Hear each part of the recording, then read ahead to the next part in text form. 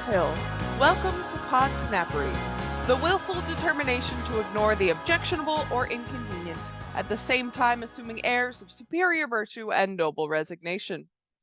We explore things I find interesting, unusual, or annoying. So let's get down to it and spill the tea.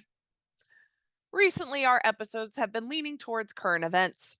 I feel as though I've said all I can on those topics without having a conniption. So let's get in the Wayback Machine and explore the past.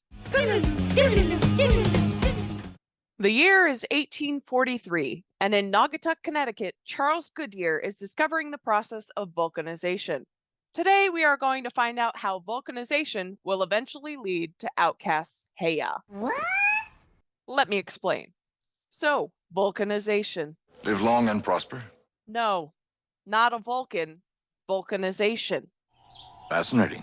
No. This has nothing to do with Star Trek, Spock, or Vulcans. It's the process of stabilizing rubber. I did not know that. Charles Goodyear was from Connecticut. Do you know what else was invented or discovered in Connecticut? No? Well, let's drop some knowledge. Here's some things you may have heard of or use every day that were invented in the Nutmeg State. Constitution State. In Connecticut. The dictionary. The first true American dictionary was created by West Hartford native Noah Webster in 1828. By learning 26 other languages, Webster was able to research word origins and put together a dictionary that is still widely known and used today. The cookbook. In 1796, Amelia Simmons published the first American cookbook titled American Cookery in Hartford.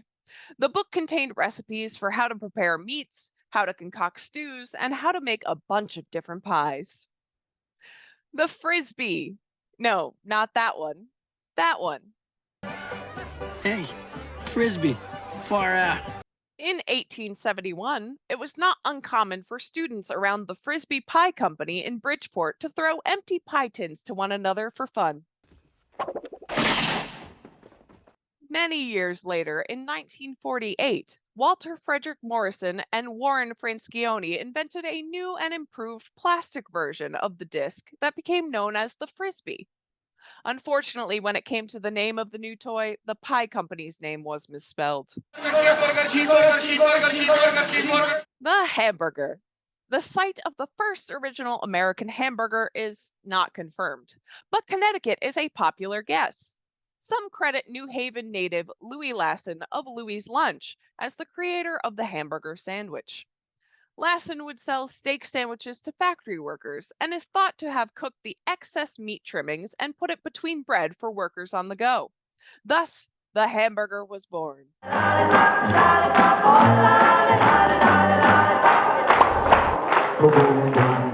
The lollipop. Lollipops were invented by George Smith of New Haven in 1908 using the name Lollipop. In 1931, when Lollipop was registered to the Bradley Smith Company of New Haven, the candy's spelling was trademarked to the more universally known variation, Lollipop. The Constitution. The Fundamental Orders of Connecticut were adopted on January 14, 1639, and the document has often been referred to as the world's first written constitution, hence Connecticut being known as the Constitution State. We all live in a yellow submarine. The submarine. While studying at Yale in 1775, Saybrook, Connecticut native David Bushnell created the first submarine ever used in combat, calling it the Turtle. Bushnell trained a man named Ezra Lee to pilot the submarine into New York Harbor and attempt to bomb a British warship anchored in the bay. While all attempts failed and the Turtle was sunk by the British, Bushnell became the man responsible for the first submarine warfare. Speed limits. Connecticut was the first state to pass speed limit laws. In 1901, motor vehicles were to go just 12 miles per hour on city roads and 15 miles per hour on country roads.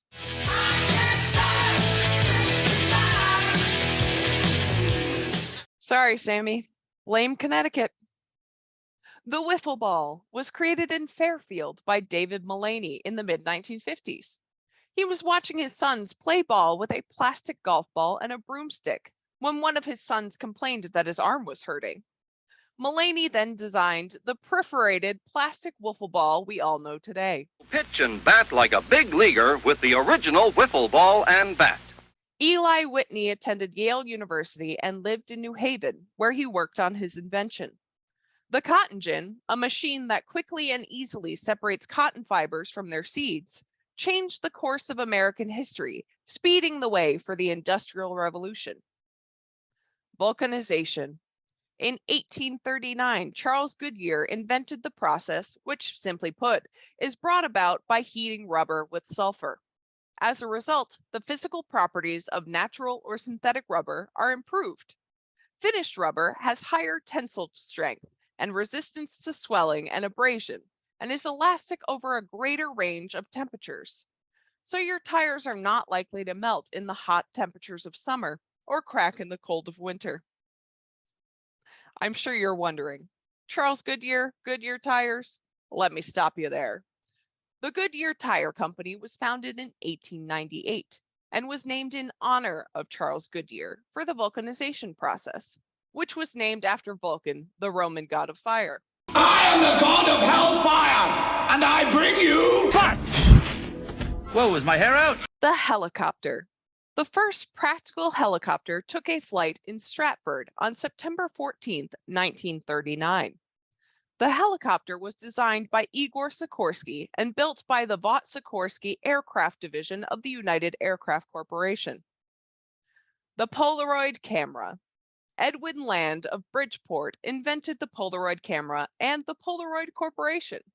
It is because of Land that instant photography became possible. That is some weird, wild stuff. Right? Now to take my red string and connect the dots.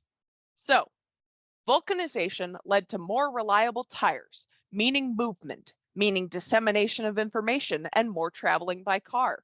Cars have been a symbol of individual travel, freedom, and increased carbon emission.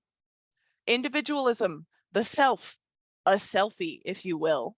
The original selfies taken with Polaroid cameras. Both things were invented in Connecticut. Coincidence? I think not! Exactly. The Polaroid itself is a photograph printed instantly, but needs a little time to develop. And the common misconception about the development time was that it could be shortened by shaking the photograph. That misconception led to the lyric in OutKast's hit song, Hey Ya. This just goes to show vulcanization did eventually lead to OutKast's Hey Ya. Excuse me? A baking powder? Okay, but at least we can say this is an example of correlation does not equal causation. So, willful determination to ignore the objectionable or inconvenient, at the same time assuming airs of superior virtue and noble resignation. That, my friends, is Podsnappery. Thanks for watching. I'm Liz Hill. Nostalgia just isn't what it used to be.